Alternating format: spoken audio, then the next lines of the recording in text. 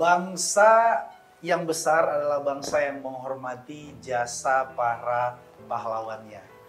Ini disampaikan oleh Insinyur Soekarno pada pidato Hari Pahlawan di tanggal 10 November 1961. Hari ini program kami Rema bersama dengan Brother Robson dan juga masih dengan siapa orang ini, Brother? Mario Delgado. Yes, bersama dengan Pastor Mario atau Bang Mario, kita masih ada di program kesayangan kita di Rema, Brother. Yes. Hari ini kita khusus spesial membahas tentang Hari Pahlawan, Brother, di hari ini. Tema kita tentang teladan para pahlawan. Sebelum kita lebih jauh, coba aku mau baca dari definisi dulu, definisi pahlawan itu sendiri. Menurut KBBI, karena kita di pembahasan Sumpah Pemuda kita harus yang soal kemarin menggunakan bahasa Indonesia. Menggunakan bahasa Indonesia dengan baik dan benar. Dengan baik dan benar. Kita lihat KBBI ya kan. Menurut KBBI, pahlawan itu adalah orang yang menonjol karena keberanian dan pengorbanannya dalam membela kebenaran maupun pejuang yang gagah berani. Nah, tepat 79 tahun yang lalu, tanggal 10 November 1945, terjadi pertempuran yang hebat, itu di Surabaya. Nah, nanti kita bisa elaborasi lebih jauh apa yang terjadi di sana. Itulah salah satu cikal bakal kenapa 10 November itu jadi hari Sumpah Pemuda, jadi Hari Pahlawan. Di diskusi kita di kesempatan kali ini, kita akan coba melihat bagaimana Hari Pahlawan itu atau spirit daripada pahlawan-pahlawan kita di masa lalu. Kalau boleh saya mention seperti Insinyur Soekarno, Jenderal Sudirman, Jenderal Diponegoro, yang wanita juga ada R.A. Kartini, ada Cut Nyak Dien. Semua mereka ini menampilkan satu spirit yang bisa kita katakan punya dedikasi yang begitu tinggi. Mereka mengorbankan hidup mereka untuk bangsa dan rakyat Indonesia. Nah, spirit ini mau coba kita ambil, Bang, dalam keseharian kita, tentunya di generasi saat ini. Di keadaan bangsa kita yang sudah merdeka 79 tahun loh. Gitu. Nah, bagaimana kita melihat bangsa kita yang saat ini, kita bicara tantangan dan peluang lagi nih. Namun sebelum ke tantangan dan peluang, nilai-nilai seperti apa, Bang? Menurut Abang yang bisa kita implementasikan di generasi kita saat ini terkait dengan spirit pahlawan ini? Kalau pahlawan yang paling menonjol buat aku tuh ada dua hal. Yang pertama, keberanian. Keberanian mereka kan extraordinary ya. Kan keterbatasan bangsa kita jelas, teknologi pada saat itu sangat terbatas, tapi bisa melawan penjajah dengan teknologi alat tempurnya. Berani. Lalu yang kedua, pengorbanan. Keberanian dan pengorbanan. Keberanian mereka menghadapi penjajah itu juga berarti bertaruh nyawa. Tapi bukan mati konyol, punya tujuan. Wah, itu yang hebat tuh. Nah, itu yang harusnya ada untuk sekarang juga, anak-anak muda sekarang. Nah, itu keberanian dan pengorbanan. Memang nggak semua orang yang berani, betul-betul berani untuk berkorban untuk sesuatu yang punya value yang lebih tinggi. Yang tinggi. Ada orang yang konyol juga berani. Mati konyol. Berani minum alkohol, berani mabuk-mabukan, berani judi online gitu misalnya. Yang konyol lagi berani tawuran kan, pegang sajam apa segala macam, konyol sekali. Keberaniannya salah kaprah, salah tempat, begitu. Entah apa yang dibelanya kan, senyum manis sekali. Brother, soal pahlawan, nilai-nilai kepahlawanan, spirit yang sudah dilakukan oleh pahlawan-pahlawan kita di masa lalu.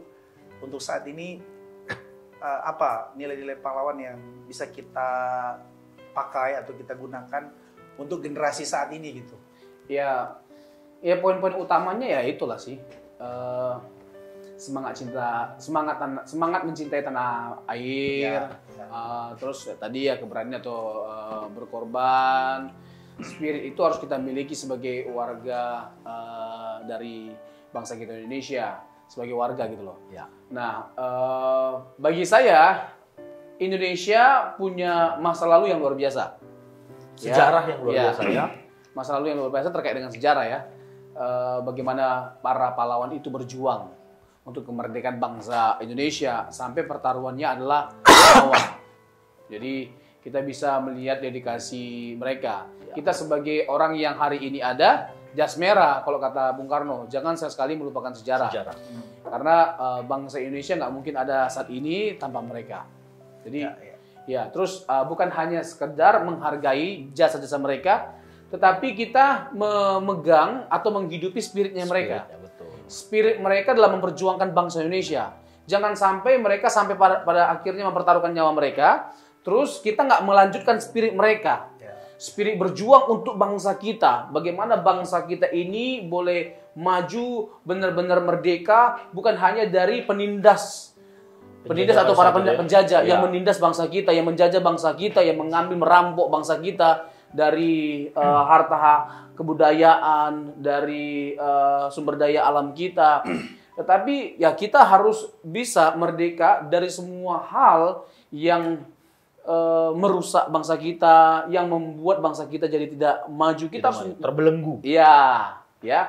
Jadi ya merdeka dalam hal apa? Dalam hal kesejahteraan. Jadi mengentas kemiskinan, dan ini ada pemerataan seperti Pancasila, keadilan sosial bagi seluruh rakyat Indonesia. Dan kesejahteraan itu, keadilan itu harus merata untuk semua masyarakat bangsa Indonesia di semua golongan. Nah, jadi itu penting bagi saya untuk kita ingat sebagai warga negara bangsa Indonesia. Terus yang kedua, bagi saya semua orang yang punya spirit yang sama layak untuk disebut pahlawan. Either itu memperjuangkan bangsa atau memperjuangkan yang lain dengan nilai-nilai luhur, atau dengan motivasi yang benar. Misalnya kita berasal dari latar belakang keluarga yang tidak terpandang, ya kan, yang latar belakangnya itu dipandang sebelah mata, ya kan, atau miskin. Lalu kita sebagai anak gitu loh berjuang untuk mengangkat harkat martabat dari keluarga kita.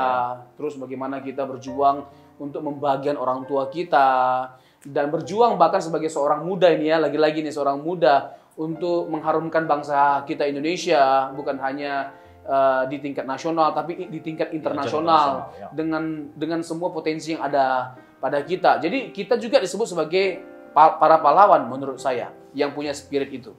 Thank you, brother. Jadi semangat kesetaraan itu salah satu isu yang memang perlu kita kita blow up terus-terusan ya, karena emang kita lihat saat ini ada banyak ketidaksetaraan. Maksudnya ada golongan yang lebih kaya semakin kaya, kemudian dari kelas sosial, dari pendidikan.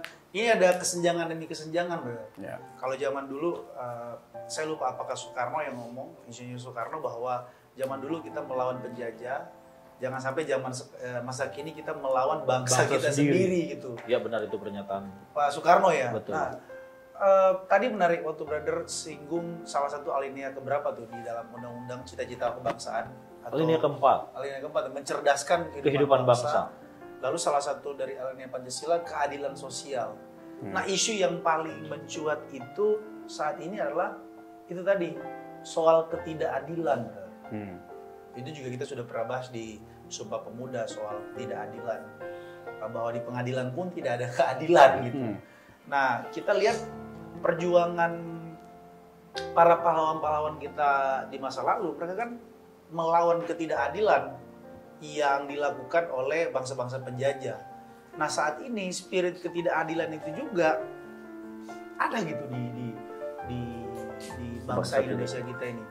Ada istilah ini sih seperti guyonan, tapi menurut saya ini guyonan yang sarkasme. Katanya kita ini sama di mata hukum, tapi tidak sama di mata penegak hukum. Equal before the law. Ya, ikan harusnya rumusannya kan equal before the law kan. Jadi kita tuh equal di mata hukum. Tapi di mata penegak hukum, brother, kita beda. Kenapa? Karena beda bayarannya katanya. Maju tak gentar membela yang bayar. Maju tak gentar membela yang bayar. Jadi keadilan itu hanya dimiliki oleh orang-orang yang kuat, yang punya power, yang punya uang gitu. Nah, menurut aku spirit kita dalam menyikapi atau menghidupi nilai-nilai pahlawan ini itu juga salah satu kita harus menyuarakan, speak up lah. Ya kalau kita mau tanya keadilan demi keadilan. Ya kalau kita mau tanya kan, lalu bagaimana kita mengentaskan semua masalah yang ada ini? Makanya perenungan terhadap spirit Pancasila itu harus kuat. Itu memang betul-betul harus menempel dalam pikiran dan hati kita. Bagaimana kita hayati. Makanya bagi saya ya terlalu luar biasa lah 5 Pancasila kita itu, 5 sila kita itu. Dan sila pertama itu udah tepat ditempatkan di pertama. Jadi pertama itu belum tentu terutama. Tapi bagi saya dalam konteks Pancasila di 5 sila itu yang pertama itu yang terutama. Ketuhanan yang Maha Esa. Jadi penghayatan kita terhadap Tuhan itu harus yang paling tinggi di atas segala-galanya. Artinya begini, kalau kita menghayati Tuhan, keberadaan Tuhan, adakah kita tidak menegakkan keadilan seadil-adilnya? Mungkinkah kita tidak memperjuangkan keadilan orang gitu loh, haknya orang? Gitu loh. Mungkinkah kita sebagai warga kerajaan surga, warga negara Indonesia. Memang kita kalau dalam konteks Kristen kan ada 2 warga kerajaan. Iya, ada 2. Satu warga Indonesia, warga kerajaan surga. Satu warga kerajaan surga. Iya. Bangga enggak kalau jadi warga Bangga Indonesia lah. ya kan? Iya kan. Pelan-pelan Bang Mike satu-satu. Oh iya. Nanti kita ke sana ke kerajaan surga tenang. Pelan-pelan. Warga Indonesia. Ya, warga negara dari bangsa kita Indonesia. Nah, nggak mungkin dong kita saling menjatuhkan satu dengan yang lainnya, saling melukai gitu loh, saling menjelekkan. Ya. Jadi penghayatan kita terhadap sila-sila itu harus tajam dan dalam gitu loh. Dan yang pertama tadi ketuhanan yang Maha Esa, kita harus menghayati Tuhan baru merata keadilan itu, merata kesejahteraan itu gitu loh. Baru ada penghayatan bahwa kita semuanya ini setara, gitu loh. Ada Bang Mario soal nilai-nilai kepahlawanan yang bisa kita anut selain daripada mengentaskan ketidakadilan, melawan ketidakadilan, apalagi yang konkret yang bisa kita lakukan? Ya tadi ya, pengorbanan tadi ya. Pengorbanan berarti kita seperti Tuhan Yesus kan berkorban menjadi martir begitu. Nah, itu hadirnya diri kita martir di sini sekarang harus dimaknai bukanlah menyerahkan nyawa kita lagi, tetapi hadirnya diri kita harus bermanfaat bagi orang banyak. Oke. Jangan jadi beban. Jangan jadi beban. Berkaryalah. Pada kesempatan kita bisa berpikir dalam konteks studilah yang benar. Jangan jadi beban. Bahasa zaman sekarang jangan jadi benalu dong, gitu ya. Ayo. Apa tadi? Martirnya kita adalah bermanfaatnya hidup kita untuk orang lain. Oke, nice. Jadi untuk kita di Hari Pahlawan ini kita menghayati jauh lebih mendalam soal pengorbanan, soal keadilan tadi, soal bagaimana ada kesetaraan antara seluruh anak-anak bangsa, terus menghayati Pancasila lebih mendalam. Itu implikasi sangat dalam ya, sila pertama itu ya. Pada kesempatan ini juga salah satu yang mau aku mention adalah soal pendidikan. Ini mungkin di segmen ini kita akhiri dengan pendidikan itu sangat penting. Kan selama ini pendidikan itu untuk Indonesia bagian timur ya, kita nggak bisa menutup mata. Fakta. Ada kesenjangan yang begitu jauh gitu. Ya, gapnya jauh sekali. Gapnya sangat jauh sekali. Jadi isu ini mungkin kita bisa bahas setelah segmen ini.